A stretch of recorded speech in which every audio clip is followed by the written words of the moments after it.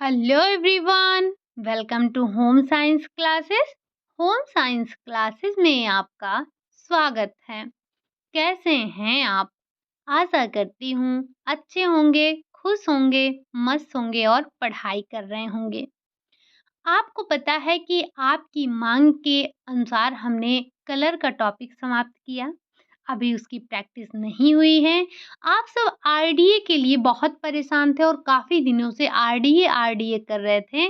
तो इसीलिए आज जो हम लेकर आए हैं, वैसे तो हमने कहा था कि हम थ्योरी के माध्यम से नहीं बल्कि क्वेश्चन के माध्यम से आपकी आरडीए को कवर अप करेंगे। लेकिन उससे पहले तो आपको आरडीए को समझना पड़ेगा, आरडीए का जो चार्ट है उसको समझना पड़ेगा, याद करना पड़ेगा। क्योंकि ये जो आपका आरडीए है, आरडीए आपका याद करने वाली चीज़ है। आपको आरडीए चार्ट जो है वो आपके दिमाग में होना चाहिए। अब ये कोई आपका 1 चार्ट, 2 चार्ट, 3 चार्ट तो है नहीं। यहाँ पर आपको दसों चार्ट याद करने हैं।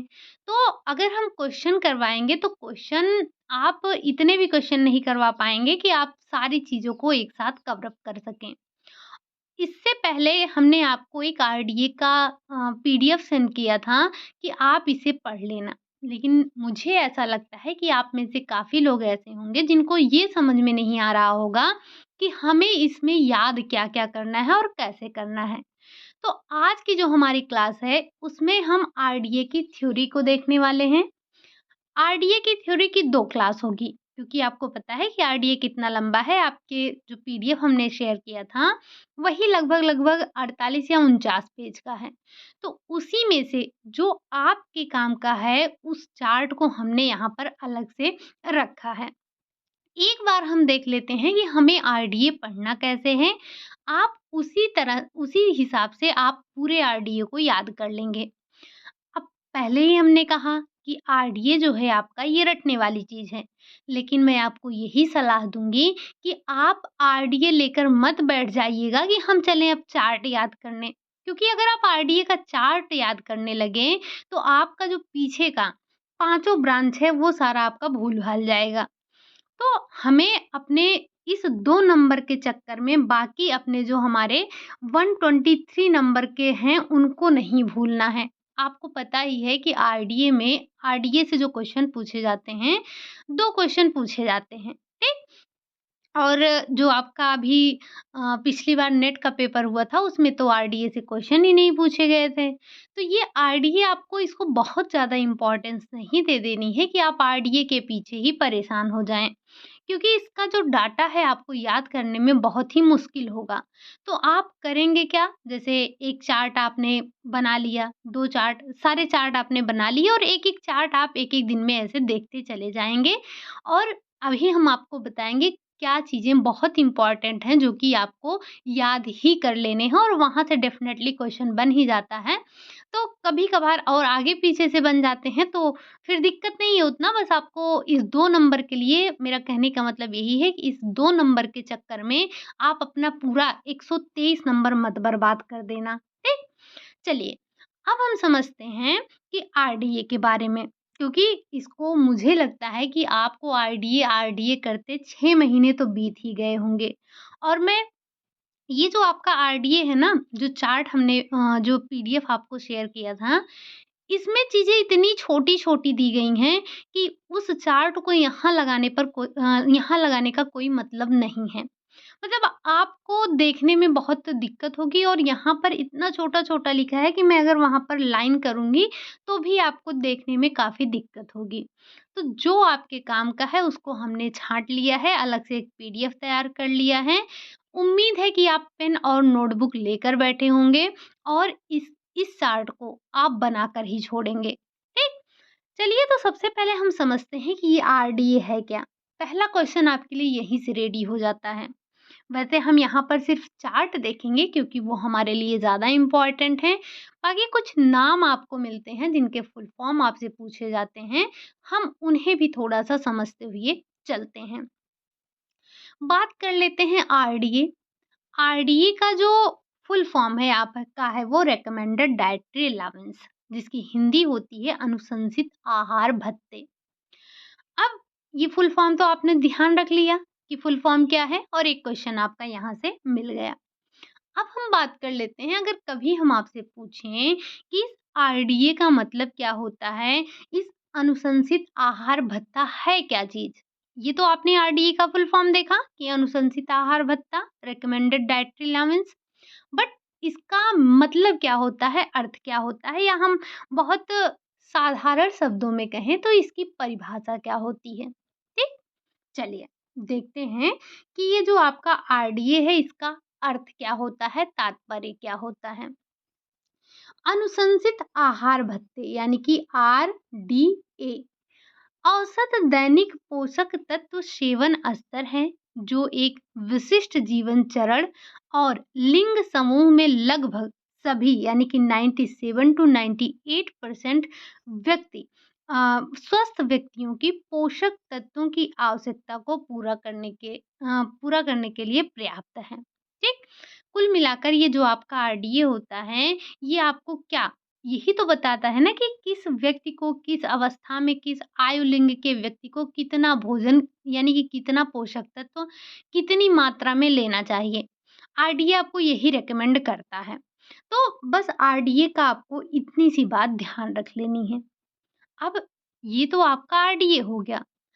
इसी में आप एक नाम और सुनते हैं जब आपने अपना खोला होगा आरडीए का चार्ट पीडीएफ, तो आपको वहाँ पर ईएआर एक नाम और मिला होगा। अब ये ईएआर क्या है? तो एस्टिमेटेड एवरेज रिक्वायरमेंट यानी कि अनुमानित औसत आवश्यकता क्या है, ये आपसे पूछा जाता है। ठीक? और यहाँ पे आपसे कभी भी आपने देखा होगा जो आपसे पूछा जाता है कि जैसे प्रोटीन की मात्रा पूछी गई कि एक गर्भवती महिला को कितने आयरन की आवश्यकता होती है, कितने आयोडीन की आवश्यकता होती है, या जो एक लैक्टेशन करवा रही है एक वुमन उसको कितना प्रोटीन के अतिरिक्त आवश्यकता होती है। कभी आपने ये नहीं देखा होगा ईएआर के अनुसार, आपने हमेशा देखा होगा आरडीए के अनुसार। ठीक? तो ये ईएआर है क्या? इसका फुल फॉर्म आपने देख ही लिया, तो थोड़ी-सी हम कहने का मतलब ईएआर की परिभाषा को भी समझ लेते हैं। ईएआर एक पोषक तत्व के सेवन के स्तर को दर्शाता है जो एक विशेष जनसंख्या समूह के 50% यहाँ पर 50% व्यक्तियों के लिए पर्याप्त होने का अनुमान है। केवल 50% की बात की जा रही है। ठीक? ये आपने दूसरा टर्म देख लिया। एक शब्द और आपको सुनने को मिलता है जो कि है एआई, एडक्वेट इनटेक, पर्याप्त सेवन।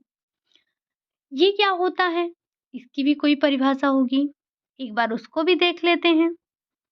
इसकी परिभाषा है पर्याप्त सेवन एक सामान्य स्वस्थ आबादी द्वारा प्रतिदिन उपभोग किया जाने वाला औसत पोषक तत्व स्तर है जिसे आबादी की जरूरत के लिए पर्याप्त माना जाता है। ठीक, तो ये आपने एआई यानी कि जो आपका पर्याप्त सेवन है उसकी परिभाषा को देखा। इम्पॉर्टेंट आपके लिए ये फुल फॉर्म हो जाते हैं बस यहाँ पर। अगली बात करें, एक नाम आपको और सुनने को मिलता है इसी में, क्या? LRNI यानी कि लोअर रेफरेंस न्यूट्रिएंट इनटेक, कम संदर्भ पोषक तत्व सेवन।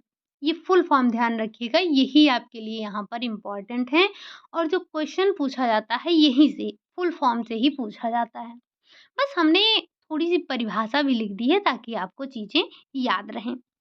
अब अगर हम LRN के बारे में समझें, इसकी परिभाषा को देखें तो ये क्या है?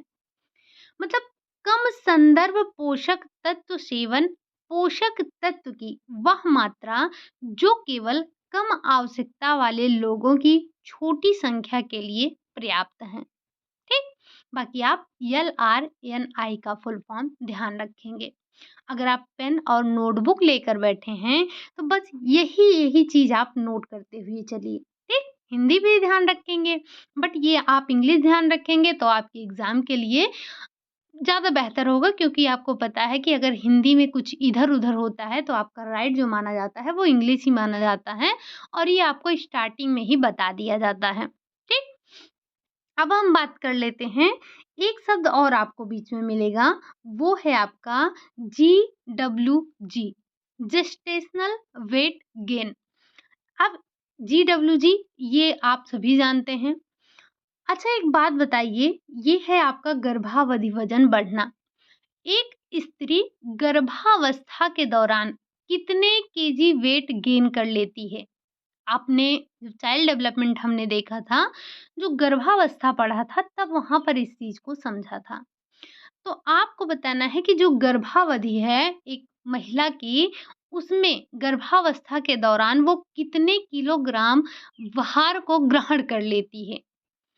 और जो आपका GWG है इसका मतलब क्या है कि मात्र GWG को प्रसव से पहले अंतिम वजन माप और पहली तिमाही के वजन के बीच के अंतर के रूप में परिभाषित किया गया था। बाकी आप GWG का फुल फॉर्म ध्यान रखेंगे और कमेंट बॉक्स में हमें बताएंगे जो हमने आपसे क्वेश्चन पूछा कि एक महिला गर्भावस्था के दौरान कितना किलोग्राम भार ग्रहण करती है या उसका जो वजन है कितना बढ़ जाता है। ठीक, ये आपने समझा कि जो एक गर्भवती स्त्री है वो उसके बारे में बताया गया है GWG।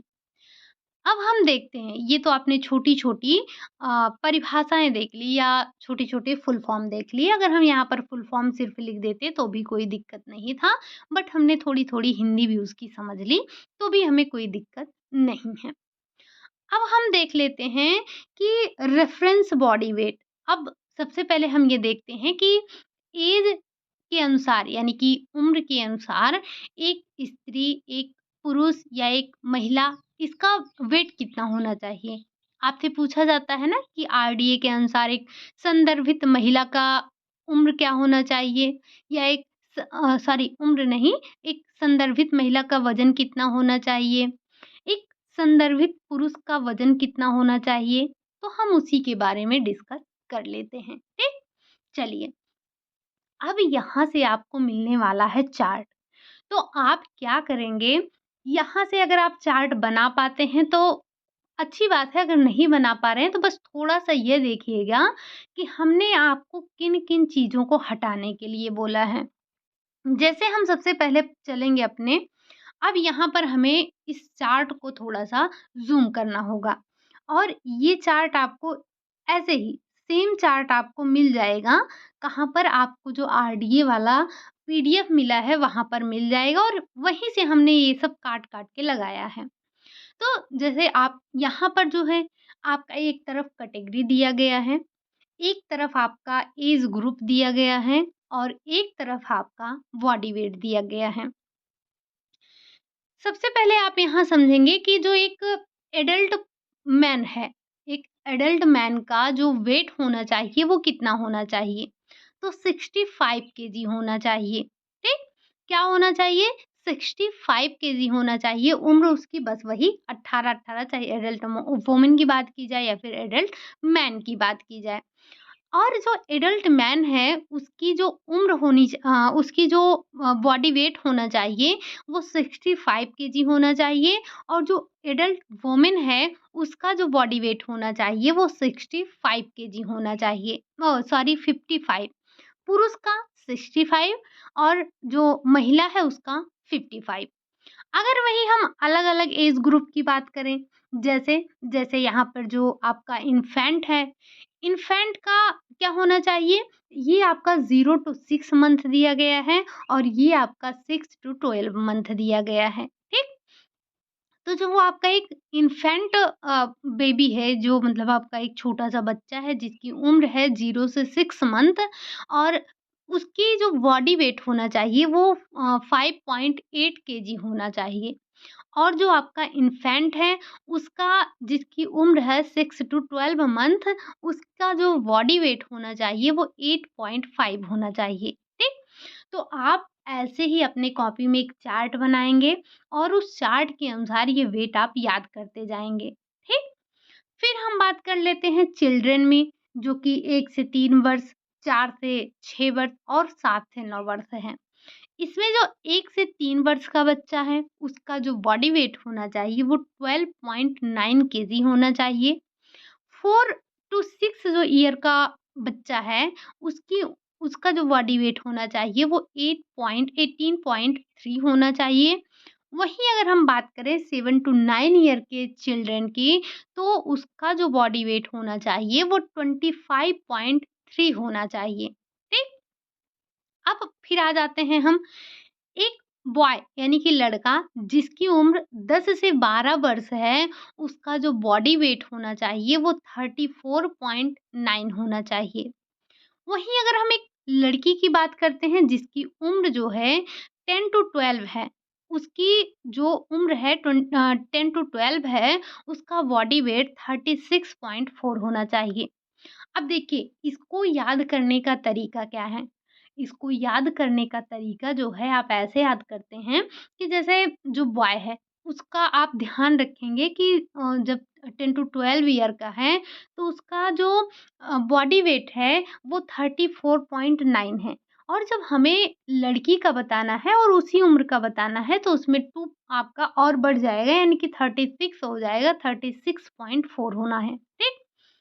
ऐसे ही जब आप बात करेंगे कि 13 से 15 वर्ष के लड़के की, तब उसका जो बॉडी वेट होना चाहिए वो 50.5 होना चाहिए। अगर वहीं हम लड़की की बात कर रहे हैं तो यहाँ पर उसकी उम्र के अनुसार उसका जो वज़न है वो घट जाना चाहिए, मतलब लड़के की अपेक्षा।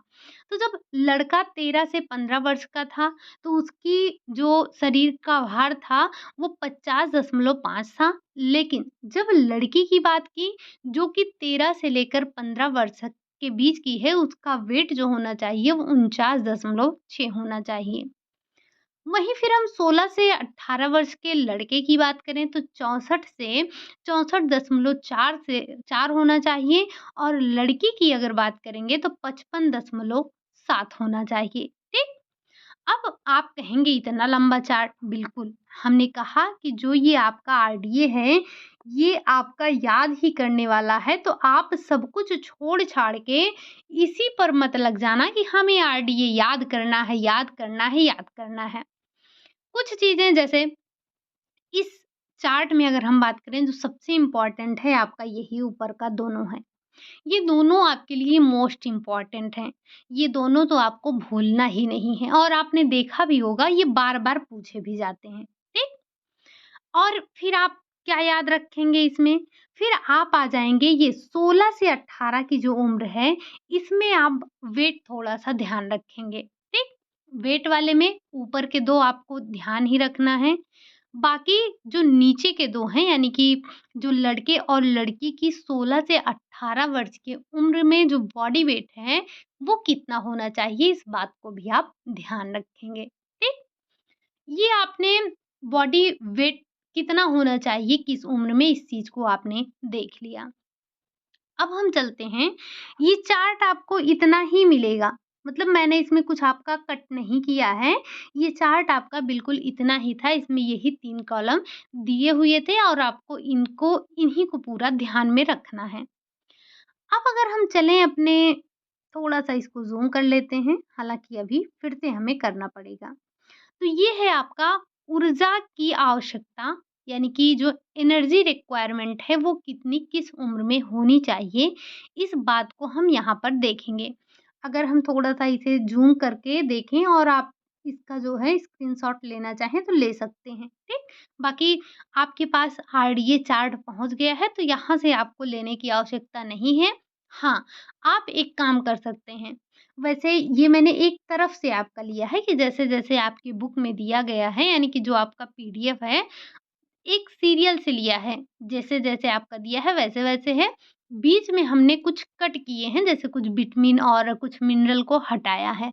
तो आप पेन और नोटबुक लेकर बैठे ही होंगे। आप बस नोट डाउन करते हुए चलिएगा कि हमने क्या-क्या पढ़ा है और किन चीज़ों को छोड़ा है। ठीक? तो जैसे सबसे पहले हमने बॉडी वेट के बारे में बात की।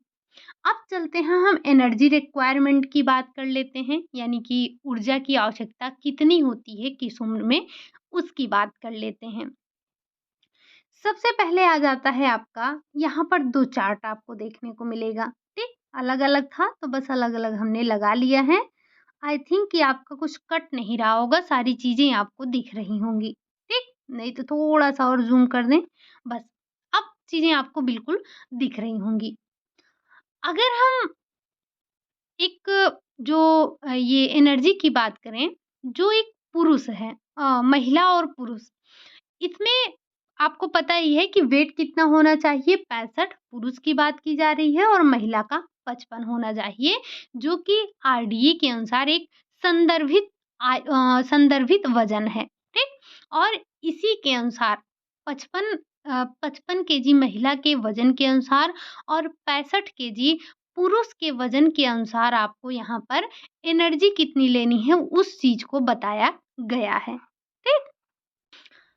अब सबसे पहले बात करेंगे एक मैन की, यानी कि एक जो पुरुष है, वज़न आपको याद नहीं रखना है। वज़न की वही बात की गई है कि अगर पुरुष है तो 65 किलोग्राम और अगर महिला है तो 55 किलोग्राम, ठीक? तो ये चीज़ आपको याद करने की आवश्यकता ही नहीं है, ये तो आप सभी को याद है। अब हम बात करेंगे उसके फिजिकल एक्टिविटी के लेवल के अनुसार कि उसको कितनी कैलोरी की आवश्यकता होती है और यहाँ पर जो किलो कैलोरी की बात की गई है, ये पर डे के हिसाब से बात की गई है कि एक दिन में कितने एनर्जी की रिक्वायरमेंट होती है। तो अगर हम बात कर रहे हैं 3 लेवल पर की जाती है आपका, एक सेडेंटरी, मॉडर्न और हैवी। तो जो आपका सेडेंटरी है, इसको आपको पुरुष है तो 2110 होना चाहिए, 2110 किलो कैलोरी पर डे। अगर एक मॉडर्न वर्कर है तो उसको आपको 2710 किलो कैलोरी पर डे और अगर हैवी है तो 3470 किलो कैलोरी पर डे चाहिए। वहीं अगर हम एक वुमेन की बात कर रहे हैं, एक जैसे यहाँ पर ये आप देख रहे होंगे अलग-अलग स्तरों पर बात की गई है, तो यहाँ पर एक साधारण महिला की बात की जा रही है जिसका बॉडी वेट 55 किलोग्राम है और उसके वर्क के हिसाब से सेडेंटरी अगर वर्कर है तो उसके लिए 1660 किलोग्राम होना चाहिए, मॉडर्न है तो उसके लिए 2130 किलोग्राम होना चाहिए, किलो कैलोरी पर डे होना चाहिए। सॉरी, आप ये चीज़ यहाँ पर ध्यान रखिएगा, गलती से मैं कुछ और बोल दूँ तो आप इस चीज़ को ध्यान रखिएगा। देखिए, ये ऊपर आपका दिया रहता है कि किस चीज़ में हमें किसको काउंट करना है, ठीक? पैमाना आपका ऊपर दिया रहता है। अगर हम एक हैवी वर्क करने वाली महिला की बात करें तो उसको एनर्जी की आवश्यकता होती है 2720। अच्छा, यहाँ पर आप एक चीज़ देखिएगा, अगर आपको याद ही करना है तो ये आपके लिए इम्पोर्टेंट है और इसको आपको याद करना ही पड़ेगा, ठीक? जो एक मैन और वुमेन की बात की जाए, अगर आप इसको कंपेयर करके याद रखेंगे तो शायद याद रखना आपके लिए आसान हो जाएगा, ठीक? ये जो एक सेडेंटरी वर्कर पुरुष है और एक जो महिला है, आप देखेंगे इनमें ज़्यादा आवश्यकता किसको होगी? पुरुष को। और अगर हम मॉडर्न की बात करेंगे तो इसमें ज़्यादा आवश्यकता किसको होगी? पुरुष को। और हैवी में भी अगर हम बात करें तो ज़्यादा आवश्यकता किसको होगी? पुरुष को। क्योंकि महिलाओं के अपेक्षा जो पुरुषों का भार है, जो लंबाई है, चौड़ाई है, सारी चीज़ें पुरुषों की अपेक्षा महिलाओं की अपेक्षा पुरुषों का अधिक होता है। तो और कार्य दोनों का जो है, आप देखेंगे कि इनके जो बॉडी वेट के हिसाब से इनको एनर्जी ज़्यादा चाहिए होता है। तो आप यहाँ से इस तरह से तुलना करके थोड़ा-सा ध्यान रखते हैं। अब पूछा आपसे क्या जाता है, वैसे ये जो आपने मैन और वुमेन के 3-3 कैटेगरी देखी, यहाँ से तो क्वेश्चन पूछे ही जाते हैं। ये आपके लिए तो इम्पोर्टेंट हैं ही हैं, साथ में ये क्वेश्चन आपके लिए बड़े इम्पोर्टेंट हो जाते हैं कि जो एक प्रेग्नेंट वुमन है, उसको हम कितना एडिशनल कैलोरी और देते हैं। जैसे अगर जो प्रेग्नेंट वुमन है, उसको आप कितना और कैलोरी देते हैं, तो 350। ये क्वेश्चन आपका मल्टीपल टाइम आपसे पूछा गया है, तो याद रखना क्या है? इम्पोर्टेंट है, ठीक? तो ये क्या है आपका? ये आपका अगर प्रेग्नेंट वुमन है तो उसे 350 कैलोरी अधिक देंगे। अगर कोई लैक्टेशन मतलब कोई 0 से 6 मंथ के बच्चे को लैक्टेशन करवा रहा है, तो ब्रेस्ट फीडिंग करवा रही है कोई महिला, तो उसके लिए 600 कैलोरी अतिरिक्त देना होगा। अगर बच्चा जो है वो 7 से 12 मंथ का है, तो फिर 520 कैलोरी उसको अतिरिक्त देना होगा। इस डाटा को भी आप थोड़ा-सा ध्यान रखेंगे, क्योंकि हमने आपको पहले ही बताया यहाँ से तो क्वेश्चन बनते ही बनते हैं, लेकिन ये आपसे कई बार प्रेग्नेंट वुमन का तो कई बार पूछा जा चुका है और ये आपने अपने पीवाईक्यू में बहुत बार देखा होगा। ठीक? आरडीए का क्वेश्चन बने और यहाँ से ना पूछे, बहुत बहुत मुश्किल है। मतलब अगर आरडीए आप पढ़ रहे हैं और आपको ये कैलोरी वाला टॉपिक यहाँ से क्लियर नहीं है, तो बड़े दिक्कत हो सकते हैं आपको, क्योंकि आपने देखा होगा जो अभी बिहार स्टेट हुआ था, वहाँ पर मैन का पूछा था या वुमेन का पूछा था, मुझे याद नहीं है। बट वहाँ पर जो आपका उन्होंने सही माना था वो 1700 कुछ कैलोरी था, जबकि आप अगर देखेंगे तो आपके आरडीए में ऐसा कोई डाटा है ही नहीं, लेकिन वहाँ पर 1660 था नहीं, तो इसीलिए आपको 1700 कितना दिया था याद नहीं मुझे एग्ज़ैक्ट, तो ये आपसे पूछा गया था। तो ये आपके लिए याद होना बहुत ज़रूरी है।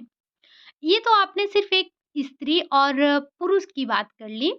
अब हमारे पास तो और कई अवस्थाएँ हैं, जैसे हमारे पास बच्चे भी हैं और उनके ऐज के अकॉर्डिंग भी हमें देखना है। तो यहाँ पर भी हम एनर्जी की ही बात कर रहे हैं।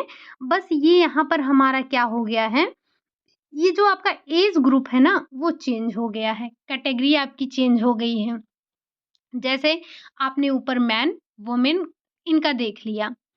अब यहाँ पर क्या देखेंगे, यहाँ पर आपको क्या याद करना है और क्या नहीं याद करना है। सबसे पहले हम बात कर रहे हैं इन्फैंट की, जिसकी जो उम्र है वो 0 से 6 मंथ और 6 टू 12 मंथ है। वेट आपने पहले ही देख लिया, हमने वेट पहले ही याद कर लिया। अब जो यहाँ पर रिक्वायरमेंट की बात की जा रही है, वो क्या हो रही है? एक तो ये आपका है किलो कैलोरी पर डे और ये है आपका किलो कैलोरी प्रति केजी प्रति डे। ये ये डाटा आपको याद करने की आवश्यकता नहीं है, क्योंकि आपके एग्ज़ाम में जहाँ तक हमने देखा है अभी तक सिर्फ़ किलो कैलोरी से ही पूछा गया है पर डे के हिसाब से। ये बॉडी वेट के हिसाब से नहीं पूछा गया है, फिर भी अगर आप याद ही रखना चाहते हैं तो वहाँ से आप याद कर लीजिएगा, बाकी हम अपनी क्लास में ये इसको छोड़ेंगे। बस मैंने आपको लगा दिया था ताकि आप देख पाएँ कि किस चीज़ को हमें छोड़ना है और किस चीज़ को हमें याद करना है। वैसे ही हमारे पास आरडीएम में याद करने के लिए इतना कुछ है कि हम फालतू की चीज़ें क्यों याद करें। फिर भी हमने आपको आरडीए का चार्ट पूरा का पूरा प्रोवाइड करवा दिया है। अगर आप पढ़ना चाहते हैं, याद करना चाहते हैं, तो फिर आप वहाँ से याद कर सकते हैं। लेकिन हम यहाँ पर अपनी क्लास में यही किलो कैलोरी पर डे के हिसाब से जो हमें चाहिए, वो हम देखेंगे। आपको हमने पहले ही बता दिया, जो ऊपर के 4 कैटेगरी आपको दी गई थी, जैसे जो आपका मैन था, वुमेन था और प्रेग्नेंट वुमन थी और जो एक लैक्टेशन वाली वुमन थी, हमने इनके बारे में चर्चा की। वो चारों तो आप डेफ़िनेटली याद ही रखेंगे, बट यहाँ पर आप क्या याद रखेंगे, ये 16 से 18, मतलब आप कुछ भी देखेंगे ना, तो आपको ये 16 से 18 और जो ऊपर की 4 कैटेगरी हैं, उनको ध्यान रखना बहुत ज़रूरी है। कोई भी चीज़ आप देखेंगे या आपने देखा ही होगा, अगर ये जैसे आप एक बार पढ़ लेंगे तो बहुत अच्छी बात है, बट ये जो आपसे ये चीज़ पूछा जाता है, हालाँकि आपसे ये पूछा जाता है कि बचपन ब बच्चों को क्या अधिक चाहिए, किस अवस्था में अधिक चाहिए, तो हम एक ये अनुमान लगा सकते हैं ना कि जो हमारे पास डाटा हैं, उनके हिसाब से जो एक ये आपकी लैक्टेशन वुमन है, गर्भवती महिला है, इन सबको एक साधारण महिला की अपेक्षा ज़्यादा चीज़ों की आवश्यकता होती है, ज़्यादा न्यूट्रिएंट की आवश्यकता होती है। तो हम ये अगर हमसे ऐज के अकॉर्डिंग पूछा जाएगा तो हम आसानी से कर लेंगे। लेकिन दिक्कत कहाँ होगी? जब हमसे ये डाटा पूछ लिया जाएगा कि कितने कैलोरी की आवश्यकता होती है, तब वहाँ पर हमसे गलतियाँ होंगी। हम बात कर रहे हैं किसके, अलग-अलग एज ग्रुप की। तो जब हम एक इन्फैंट की बात करेंगे जिसकी उम्र है 0 से 6 मंथ, उसे कितना चाहिए, 530 किलो कैलोरी पर डे के हिसाब से चाहिए। वहीं अगर उसकी उम्र 6 से 12 मंथ की है, तो हमें उसको चाहिए 660 किलो कैलोरी पर डे के हिसाब से। अगर यही हम चिल्ड्रन की बात करें जिसकी उम्र है 1 से 3 वर्ष की, और आपने वेट तो पहले ही देख लिया कि 12.9 केजी होना चाहिए। इसको जो एनर्जी की रिक्वायरमेंट होगी वो होगी 1110 किलो कैलोरी पर डे। फिर ये धीरे-धीरे आपका बढ़ता ही जाएगा, लेकिन आप ध्यान रखेंगे कि हमेशा जो बालक है, उसको एनर्जी की आवश्यकता ज़्यादा है, किसी भी एज ग्रुप में हो वो, ठीक? तो जहाँ पर ये कम और ज़्यादा वाला सिस्टम होगा, मतलब जैसे आप हर चीज़ में तो देख रहे हैं कि जो गर्ल हैं, उनको बॉयज़ की अपेक्षा कम चाहिए होगा, लेकिन आपको वहाँ पर ध्यान रखना होगा, जहाँ पर बॉयज़ को कम और गर्ल्स को ज़्यादा चाहिए होगा, ठीक? तो जब हम एक 1 से लेकर 3 वर्ष के बच्चे की बात करते हैं तो उसको 1110 चाहिए होगा। 4 से लेकर 6 वर्ष के बच्चों की बात करेंगे तो 1360 चाहिए होगा। 7 से लेकर 9 वर्ष के बच्चे की बात करेंगे तो उसे 1700 किलो कैलोरी पर डे चाहिए होगा। वहीं अगर हम 10 से 12 वर्ष के बॉय की बात करेंगे तो उसे 2220 किलो कैलोरी की आवश्यकता होगी। ऐसे ही आपके लिए इम्पोर्टेंट है ये दोनों। ये जो लास्ट आप 2 देख रहे हैं, जो जिसमें बॉयज़ की जो एज दी गई है वो 16 से 18 दी गई है। इसमें जो एनर्जी की रिक्वायरमेंट होती है वो 3320 होती है। 3320 किलो कैलोरी पर डे के हिसाब से चाहिए होता है। लेकिन वहीं अगर हम बात करें गर्ल्स की, जिसकी उम्र है 16 से 18 वर्ष, तो उसको चाहिए होगा 2500 किलो कैलोरी पर डे के हिसाब से। तो ये आपने अलग-अलग एज ग्रुप के लोगों में देखा कि कितने हमें एनर्जी की आवश्यकता होती है। तो जो-जो आपके लिए इम्पोर्टेंट है, जिसको आपको याद रख लेना है, हमने आपको बता दिया। यहाँ पर आप ये नीचे के दोनों ध्यान रखेंगे, जो बॉयज़ और गर्ल्स के हैं, जिसमें आपने जो एज ग्रुप देखा वो 16 से 18 है। उसके पहले आपने ये देखा था जिसमें आपने इन चारों के बारे में बात किया था, चाहे आपका मैन हो, वुमेन हो, या फिर वो आपके जो है धात्री माताएँ हों या फिर प्रेग्नेंट वुमेन हों। अब हम चलते हैं अगली जो हमारी रिक्वायरमेंट है, थोड़ा-सा इसे ज़ूम करना पड़ेगा। अगली जो आपकी रिक्वायरमेंट है वो आ जाती है प्रोटीन की, कि किस उम्र में कितना प्रोटीन की रिक्वायरमेंट होती है। अब हम इसके लिए भी एक चार्ट देखेंगे, जो कि है आपका प्रोटीन। आज की क्लास में हम जो हमारे दीर्घ पोषक तत्व हैं, उनके बारे में चर्चा करेंगे। अब यहाँ पर जो आप देख रहे हैं, इसमें सबसे पहले आपको तो एक तरफ ग्रुप दिया ही गया है कि एडल्ट को कितना चाहिए, एडल्ट वुमेन को चाहिए कितना, एक प्रेग्नेंट वुमेन को कितना चाहिए, ये जो लैक्टेशन करवा रही है उस वुमेन को कितना प्रोटीन की आवश्यकता है। तो यहाँ पर इस चार्ट में आपको जो ये वाली लाइन दिख रही है, इसको कट कर देना है। क्या कर देना है? आपको इसे कट कर देना है, इसको देखना ही नहीं है, क्योंकि आपसे ईएआर कभी नहीं पूछा जाता है, हमेशा आपको आरडीए पूछा जाता है, ठीक? सबसे पहले अगर एडल्ट की बात करेंगे, एडल्ट मैन में, तो वही आपकी तीनों कैटेगरी है। वेट आपको ध्यान रखना है, और ये जो प्रोटीन की रिक्वायरमेंट होती है ग्राम पर डे के हिसाब से होती है। कितना है? 54 है तीनों कैटेगरी में, चाहे वो हार्ड वर्किंग हो या सेडेंटरी हो या फिर आपकी हैवी वर्कर हो। वैसे ही एडल्ट वुमेन की बात की जाए तो इसमें भी आपको वेट तो पता ही है, साथ ही साथ ये 46 होना चाहिए, ठीक? अगर यहीं हम प्रेग्नेंट वुमेन की बात करेंगे, इसमें अलग-अलग जो हैं आपके दिए गए हैं, जैसे जो सेकंड ट्राइमेस्टर है और जो थर्ड ट्राइमेस्टर है, इसमें आपका अलग-अलग है। बाकी ये आपका जो जेस्टेशनल वेट गेन है, ये जितना हो रहा है, आपको पता है कि 10 से 12 किलोग्राम वेट गेन करती हैं। तो 55 में प्लस ये हो गया, साथ ही साथ आपको इनको जो रिक्वायरमेंट होती है सेकंड ट्राइमेस्टर में 55.5 की होती है, और जो थर्ड ट्राइमेस्टर है उसमें 68 ग्राम पर डे के हिसाब से चाहिए होता है।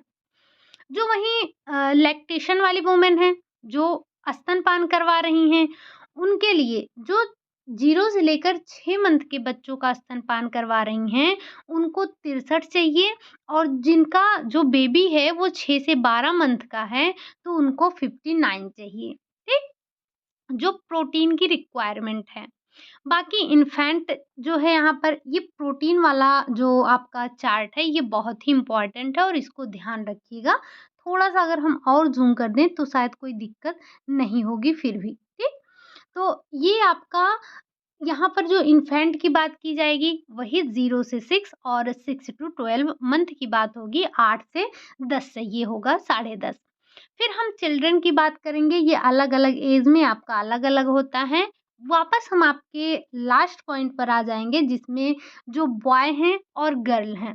यानी कि जो 16 से 18 आयु वर्ग का बच्चा है, लड़का है, जिसकी जो बॉडी वेट है, हमने स्टार्टिंग में ही देखा था कि बॉडी वेट कितना होना चाहिए, तो हमें ये बार-बार देखने की आवश्यकता नहीं है। यहाँ पर उनके लिए जो प्रोटीन की रिक्वायरमेंट है पर डे के हिसाब से कितनी होनी चाहिए, तो 55 ग्राम होना चाहिए और वहीं हम लड़कियों की बात करते हैं तो उनके लिए 46 ग्राम पर डे के हिसाब से होना चाहिए।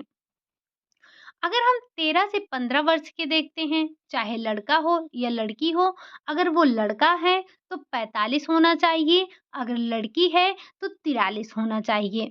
ऐसे ही अगर हम 10 से 12 की बात करेंगे तो यहाँ भी आपका 32 और 33 का रेशियो होना चाहिए।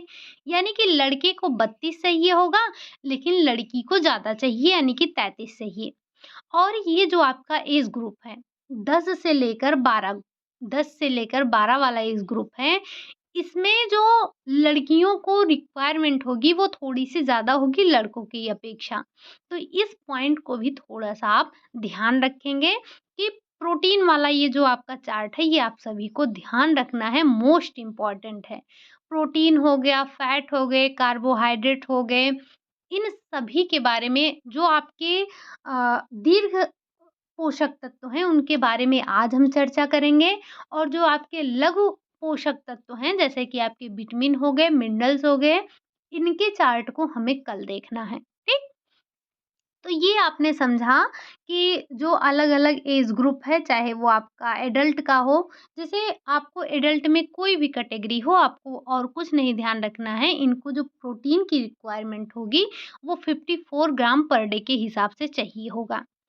एडल्ट वुमेन हो, कोई भी वर्कर हो, किसी भी कैटेगरी में काम कर रही हो, मध्यम वर्गीय हो या फिर भारी कार्य करने वाली हो, हल्का कार्य करने वाली हो, कोई भी हो, तो उसे जो प्रोटीन की रिक्वायरमेंट होगी वो 46 होगी। यहाँ पर बहुत ज़्यादा आपको ध्यान रखने की आवश्यकता नहीं है।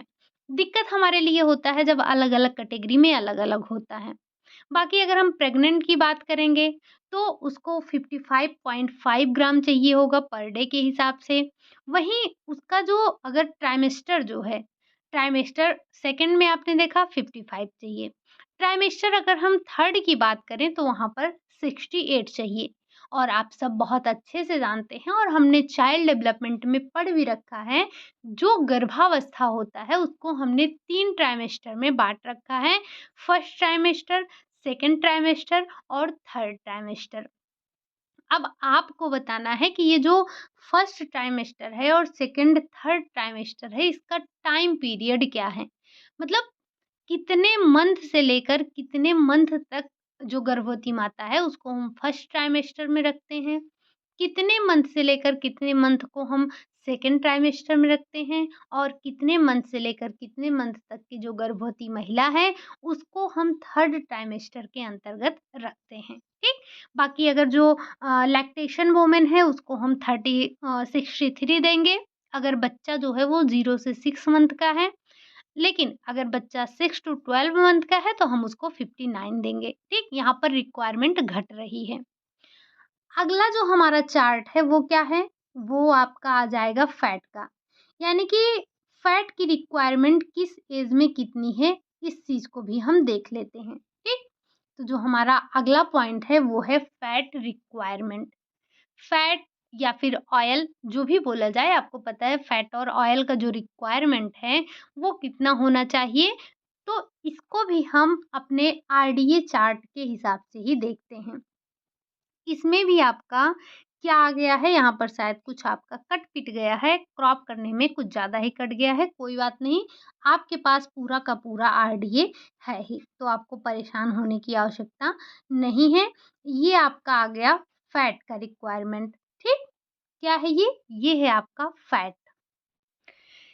चलिए, अब हम इसी के साथ में अपना फैट वाला देख लेते हैं। जैसे ये आपका है एज ग्रुप, ये तो आप देख ही रहे हैं। इसी में ही आपकी फिजिकल एक्टिविटी हो गई, जिसमें आपको 2 ही ध्यान रखना होता है, एक सेडेंटरी होता है, एक मॉडरेट होता है, एक हैवी होता है। तो इसमें जो आपको ध्यान रखना है, ये ध्यान रखना है। ये वाली लाइन आपको ध्यान रखनी है कि कोई अगर व्यक्ति जो कार्य नहीं कर रहा है या मध्यम कार्य कर रहा है या कोई भारी कार्य कर रहा है, तो आपको पता है कि रिक्वायरमेंट जो होगी, चाहे फैट की हो, प्रोटीन को हो, उसी हिसाब से होती है। जैसे जो आपके हैवी वर्कर होते हैं, उनको ज़्यादा होती है। जो मॉडरेट होते हैं उनको मॉडरेट होते हैं उनको आपको उनसे थोड़ा-सा कम चाहिए होता है। जो आपके सेडेंटरी होते हैं, यानी कि जो आपके कार्य नहीं करते हैं या गतिहीन जिसे हम बोलते हैं, तो ऐसे लोगों को सबसे कम रिक्वायरमेंट होती है। तो यहाँ पर आई होप कि चीज़ें आपको दिख रही होंगी। अगर थोड़ा बहुत ब्लर भी दिख रहा है आपको, तो आपके पास चार्ट है, आप उसको खोल कर बाद में ज़रूर देखिएगा या आप वहाँ से एक बार बना लीजिएगा। तो ये ई वाला आपको प्रतिशत याद ही नहीं रखना है, ठीक? ध्यान क्या रखना है आपको कि ये अगर आप मैं थोड़ा-सा क्रॉप करने में दिक्कत हो रहा था, नहीं तो मैं आपको इसको क्रॉप करके मर्ज कर देती एक में, तो आपको ज़्यादा आसान होता। बट आप यहाँ से ध्यान रखेंगे, क्या ध्यान रखेंगे कि अगर मैं इस पे थोड़ा-सा लीपा-पोती कर दूँ, तो बेहतर होगा। ये हो गया आपका व्हाइट और ये हो गया आपका बिल्कुल ऐसे। तो हम अगर इस चीज़ को ऐसे कर दें, आपको इस चीज़ को ध्यान ही नहीं रखना है और इसको भी नहीं ध्यान रखना है और इसको भी नहीं ध्यान रखना है, ठीक? तो ये आपका हो गया, यहाँ पर जो चीज़ें आपको ध्यान नहीं रखनी है। बाकी अब हम बात कर लेते हैं जो-जो चीज़ें हमें ध्यान रखनी है। सबसे पहले आप क्या ध्यान रखें, जैसे एक अडल्ट मैन है जिसकी उम्र 18 वर्ष है, ठीक? जो अडल्ट मैन है, अब चाहे वो गतिहीन हो या फिर वो मध्यम कार्य करने वाला हो या फिर भारी कार्य करने वाला हो। सबसे पहले आप ध्यान रखेंगे, सबसे ज़्यादा किसको चाहिए होगा? 40, 40 ग्राम पर डे आपको चाहिए। कितना? जैसे अगर जो एक अडल्ट मैन है जो कि भारी कार्य कर रहा है, फिर उससे 20 कम कर देंगे, 10 कम कर देंगे, 30 पे आ जाएँगे। 30 किसको चाहिए? जो मध्यम वर्ग कर रहा है और 25 किसको चाहिए? जो बिल्कुल गतिहीन है, ठीक? वैसे ही हम अगर अडल्ट वुमन की बात करें, तो इसमें इसको इन्होंने क्या कहा, इसमें जो आपकी सबसे हेवी वर्क वाली वुमन है उसको 30 देना है, फिर घटा देना है 25 जो मध्यम वर्क वाली है और जो गतिहीन है उसको हमें 20 देना है। फिर जो प्रेग्नेंट वुमन है यानी कि जो गर्भवती है उसको 30 और जो लैक्टेशन वाली वुमन है उसको भी आपको 30 ही देना है। तो इन दोनों की रिक्वायरमेंट सेम है। हमें ध्यान रखना है इन्फेंट का याद ही नहीं करना है। अगर 6 से 24 मंथ का है यानी कि 2 साल का है तो उसे हमें 25 देना है। वहीं चिल्ड्रन की बात छोड़ देंगे और हम आ जाएँगे ये नीचे वाली लाइन पर। हालाँकि देख लेना है सबको आपको। इसमें भी आप देखेंगे, देखिए सब कुछ तो यहाँ पर ठीक है, 25-30 ऐसे हैं। ध्यान रखेंगे ये थोड़ा-सा आपका कट गया है बट यहाँ पर 35 ही है आपका, ठीक? चाहे वो आपकी जो गर्ल है चाहे 10 से 12 की है या फिर 16 से 18 की है, हमें जो है उसे फैट इक्वल मात्रा में देना है यानी कि 35-35 देना है। लेकिन अगर जो गर्ल है वो 13 टू 15 ईयर की है तो उसे हमें 40 देना है। बट यहाँ पर कुछ आपको डिफरेंट दिख रहा है, ये इस चार्ट में एक बार मैं इसको थोड़ा-सा क्लियर क्या कर दूँ, अगर मैंने क्लियर किया तो ये आपका व्हाइट वाला पोर्शन भी हट जाएगा, तो मुझे एक-एक करके हटाना होगा, ठीक? कोई नहीं, बिल्कुल आपका चार्ट क्लियर है। इस वाले ये जो आपका चार्ट दिख रहा है, ये जो लाइन आपको दिख रही है, इसमें सबसे ज़्यादा रिक्वायरमेंट किसको है आपको दिख रहा है क्या चार्ट में? आपको आपने देखा एक हम अगर एडल्ट मैन या वुमन की बात करें, एक जो आपकी ज़्यादा क्रियाशील है या जो कम क्रियाशील है, गतिहीन है या फिर जो मध्यम वर्गीय है, सबको हमने देखा 40 से लेकर 30-20 तक सबको देना है। लेकिन यहाँ पर आपका एक एज ग्रुप ऐसा है जिसको हमें 50 देना है। और ये एज ग्रुप क्या है? जो 16 से 18 आयु वर्ग का लड़का है, उसे हमें 50 ग्राम पर डे के हिसाब से फैट को देना है। मतलब सबसे अधिक रिक्वायरमेंट जो है इसी की है।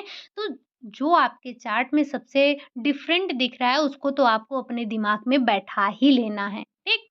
तो ये आपने देखा कि अलग-अलग एज ग्रुप में किस तरह से हमें लड़कों के लिए, लड़कियों के लिए, गर्भवती महिला के लिए, एक स्तनपान या हम जिसे धात्री माता कहते हैं, धात्री माता के लिए, एक जो आपकी एडल्ट मैन है या फिर जो एक प्रौढ़ पुरुष है या महिला है, उसके लिए कितने-कितने फैट की रिक्वायरमेंट होती है।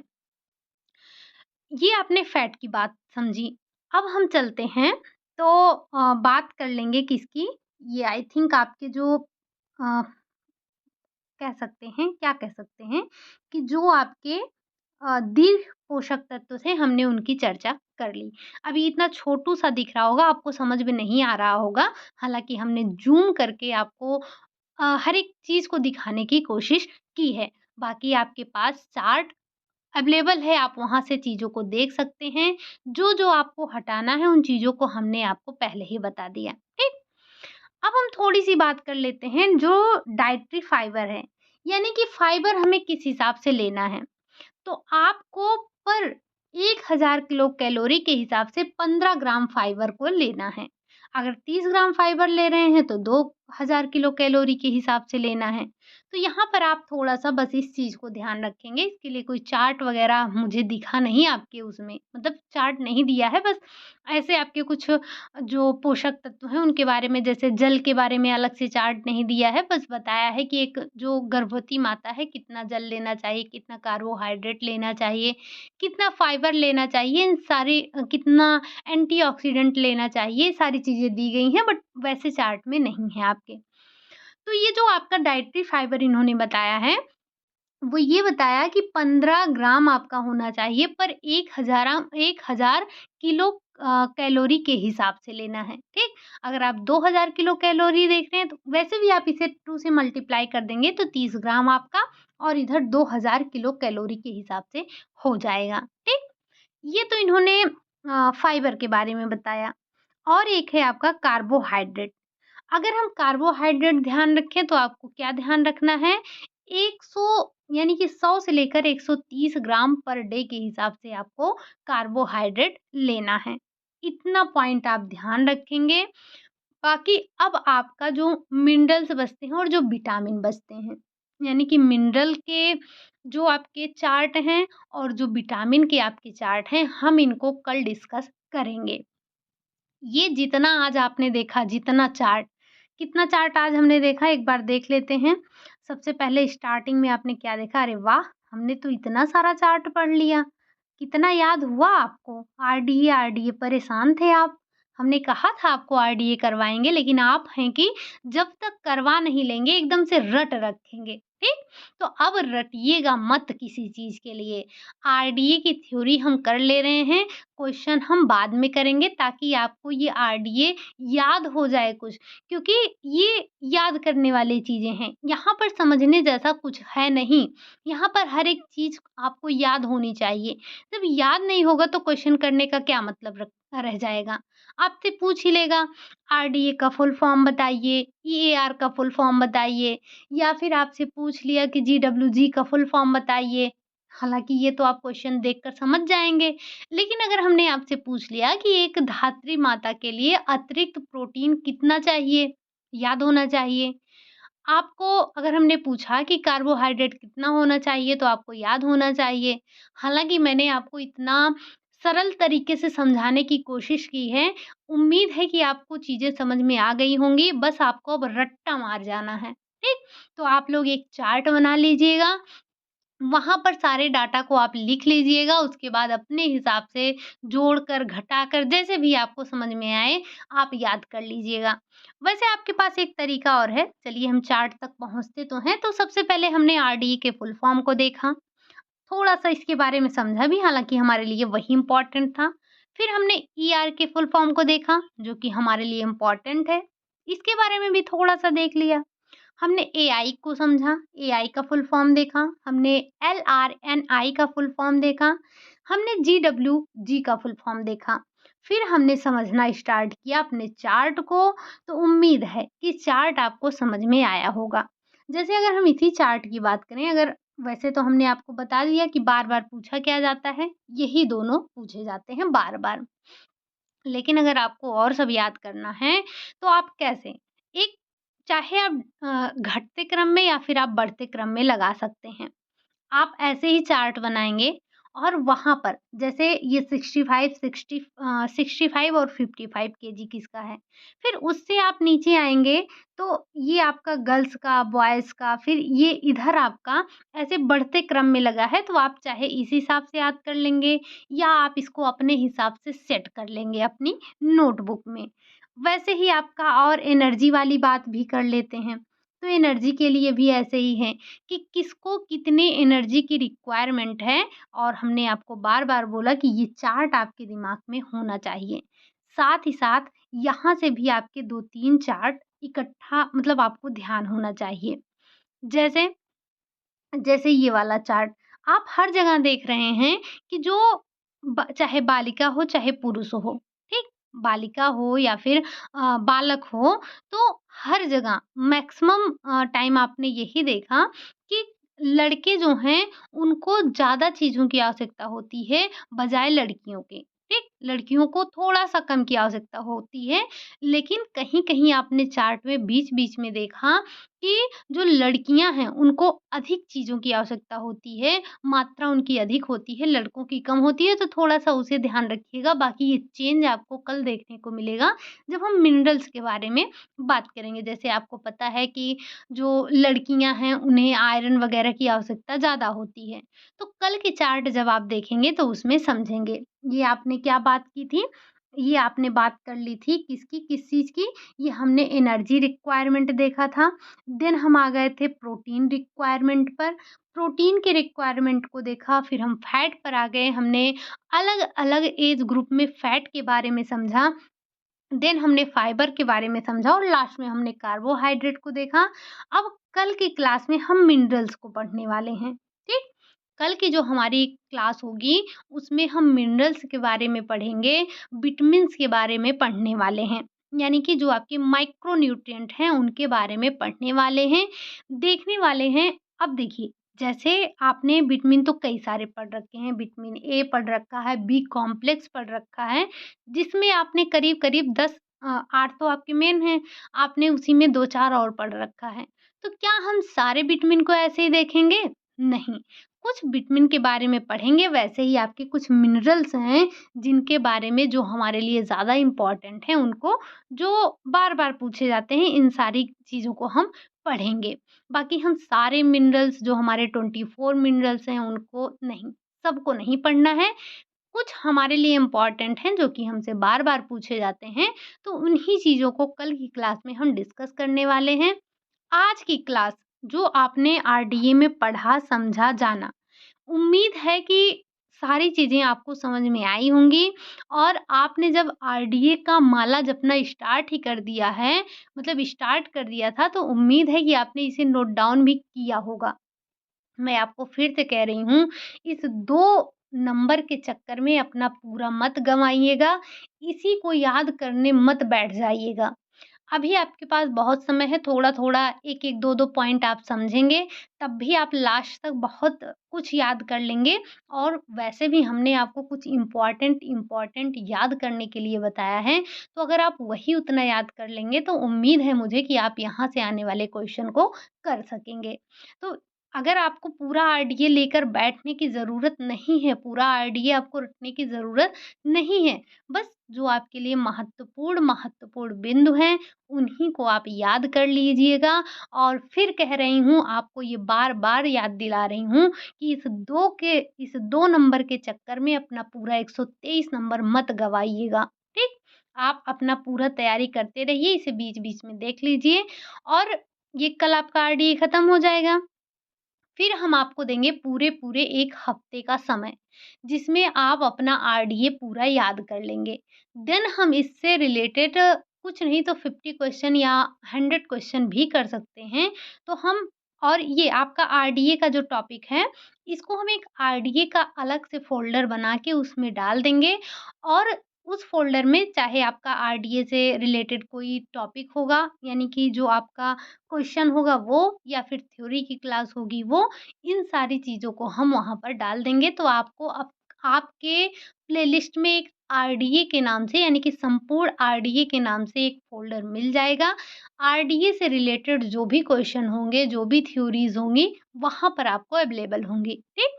तो आपको कहीं पर अटकना-भटकना नहीं है कि आप जाकर खोजें, न्यूट्रिशन साइंस के फ़ोल्डर में खोजें या कहीं पर भी खोजें, आपको इसकी आवश्यकता नहीं पड़ेगी, हम वहाँ पर आपको दे देंगे, ठीक? तो चलिए फिर आज के लिए यही इतना रखते हैं। हमने जो हमारे आरडीए का जो दीर्घ मात्रिक पोषक थे, हमने उनको कवर अप कर लिया है। कल की क्लास में हमें मिनरल्स और विटामिन के बारे में देखना है। तो कल का चार्ट भी आपके लिए इम्पोर्टेंट है, ठीक? आज के लिए यही इतना रखते हैं। क्लास अगर आपको अच्छी लगी हो तो लाइक करिएगा, चैनल पर पहली बार आए हैं तो चैनल को सब्सक्राइब करिएगा, साथ ही साथ कमेंट करके ज़रूर बताइएगा कि क्लास आपको कैसी लगी। ये आपके आरडीए के जो पूरा टॉपिक है, यानी कि जो आपका आरडीए वाला फ़ोल्डर या जो हमने आपको पीडीएफ भेजा था, उस पीडीएफ को इसको निकालने में, क्रॉप करके आपके लिए नया पीडीएफ तैयार करने में काफ़ी मेहनत लगा है और 2 घंटे का समय भी लगा है। तो इस समय को ज़ाया मत जाने दीजिएगा। एक लाइक करिएगा, कमेंट करिएगा जिससे मुझे मोटिवेशन मिल सके, ठीक? और आप में से जिन्होंने भी अभी तक टेलीग्राम जॉइन नहीं किया है, वो टेलीग्राम जॉइन कर लेंगे। लिंक आपको डिस्क्रिप्शन में मिल जाएगा, क्योंकि वहाँ रात 9 बजे आपको क्वेश्चन मिलते हैं। होते तो आपके 5 क्वेश्चन ही हैं, लेकिन वो क्वेश्चन आपके इम्पोर्टेंट होते हैं, रिवीजन के लिए अच्छे होते हैं। आपको कुछ करना नहीं है, बस आपको 9 पीएम पर आ जाना है और अपना 5 मिनट का समय देना है और उस क्वेश्चन को सॉल्व करना है। आपके लिए मैं वहाँ पर क्वेश्चन जो है वो कंटिन्यू भेजती रहती हूँ। रात 9 बजे, हर रात 9 बजे आपके वहाँ पर क्विज़ होती है, लेकिन उसमें पार्टिसिपेट कितने लोग करते हैं?